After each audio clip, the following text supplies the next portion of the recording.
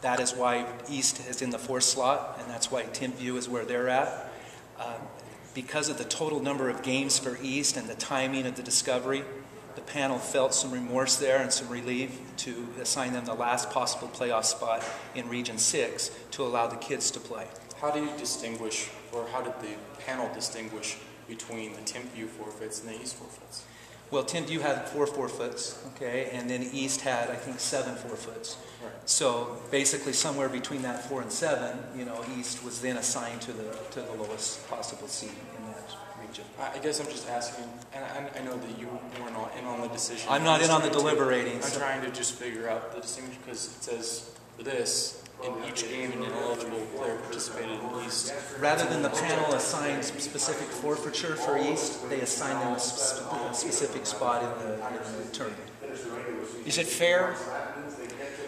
Well, that's a good question, because the executive committee felt like it was fair what they came with on Wednesday. I think deliberation is an important thing, and these board members take a lot of time to look at each of the situations and evaluate, and what would the effect be on other schools, and what's the effect on the playoffs and the tournament. And we have never had a precedence where a team has missed the playoffs as a result. And this panel felt like that assigning them the last possible spot would allow the kids to continue to play. The 3-game suspension of the head coach is important because, you know, this was all about adults in a lot of ways, where the kids were held innocent, and I think that's reflected in the sanctions. The fine was increased to where it was $1,500 per player rather than $1,500 total because of the lack of institutional control at the school. Did the board bow to public pressure today? I don't think so. I think each panel is, in its sense, a unique situation. That's why you appeal to a different panel. I mean, just when you go to court, you don't appeal to the same court. You appeal to a different court. And I just feel like this panel took what they heard, just like the panel on Wednesday took what they heard, and they evaluated.